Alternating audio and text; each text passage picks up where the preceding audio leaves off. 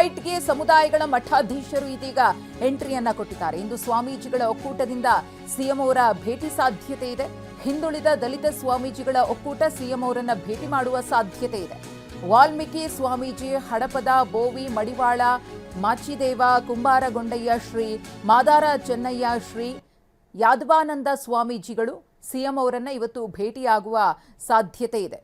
ಹಾಗಾಗಿ ಸದ್ಯಕ್ಕೆ ಇಲ್ಲಿ ಆಡಳಿತ ನಡೆಸ್ತಾ ಇರುವಂತಹ ಕಾಂಗ್ರೆಸ್ನ ಒಳಗಡೆ ಏನು ಕುರ್ಚಿಗೋಸ್ಕರ ಕಿತ್ತಾಟ ಅಥವಾ ಆ ರೀತಿಯ ಬೆಳವಣಿಗೆಗಳನ್ನು ನಾವು ಕಾಣಿಸ್ತಾ ಇದ್ದೀವೋ, ಈಗ ಈ ಒಂದು ಬೆಳವಣಿಗೆಗೆ ಸ್ವಾಮೀಜಿಗಳು ಕೂಡ ಎಂಟ್ರಿಯನ್ನ ಕೊಡುವ ಸಾಧ್ಯತೆ ಇದೆ. ಸಮುದಾಯವಾರು ಯಾವ ರೀತಿಯಾಗಿ ಇದೀಗ ಸ್ವಾಮೀಜಿಗಳು ಬೇಡಿಕೆಯನ್ನ ಇಡ್ತಾರೆ ಅನ್ನೋ ಕುತೂಹಲವೂ ಕೂಡ ಮನೆ ಮಾಡಿದೆ.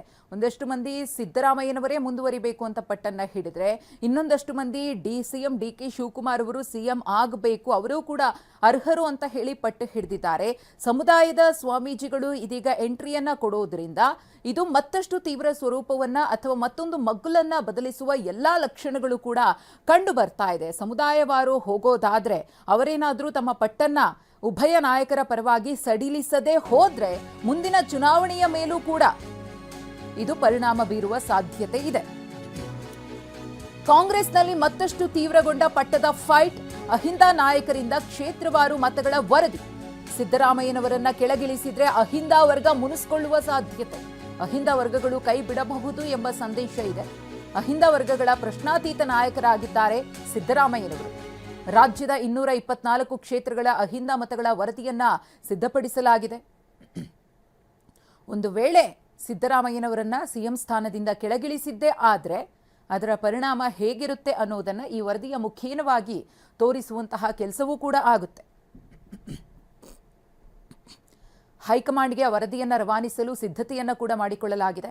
ವರದಿಯ ಪ್ರಕಾರ 224 ಕ್ಷೇತ್ರಗಳ ಪೈಕಿ 19 ಕ್ಷೇತ್ರಗಳಲ್ಲಿ 80% ಅಹಿಂದ ಮತದಾರರಿದ್ದಾರೆ.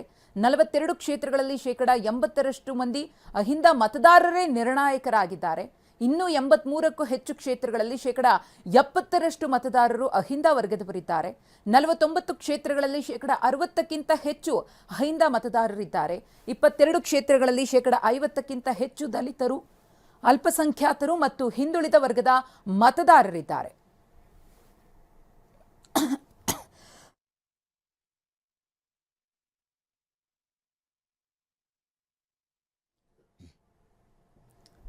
ರಾಜ್ಯದ 5 ಕ್ಷೇತ್ರಗಳಲ್ಲಿ ಇನ್ನುಳಿದಂತೆ 90ಕ್ಕೂ ಹೆಚ್ಚು ಅಲ್ಪಸಂಖ್ಯಾತ, ಹಿಂದುಳಿದ ವರ್ಗ ಮತ್ತು ದಲಿತ ಮತದಾರರಿದ್ದಾರೆ. ಪ್ರತಿ ಕ್ಷೇತ್ರದಲ್ಲೂ ಕೂಡ ಯಾವ್ಯಾವ ಮತದಾರರು ಎಷ್ಟಿದ್ದಾರೆ ಎಂಬ ವಿವರವನ್ನು ಪ್ರಸ್ತಾಪಿಸಲಾಗಿದೆ.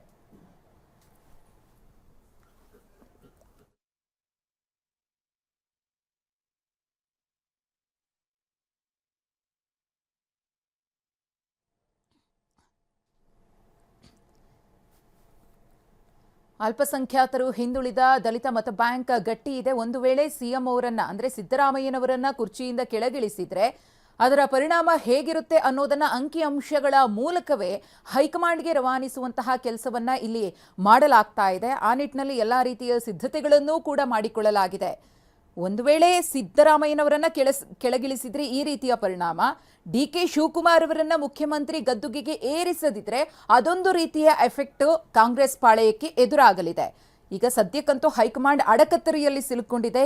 ಈ ಒಂದು ಕಗ್ಗಂಟನ್ನ ಎಷ್ಟು ನೀಟಾಗಿ ಅವರು ಬಿಡಿಸ್ತಾರೆ, ಯಾರನ್ನ ಹೇಗೆ ಮನವೊಲಿಸ್ತಾರೆ ಅನ್ನೋದನ್ನ ಕಾದು ನೋಡಬೇಕಿದೆ.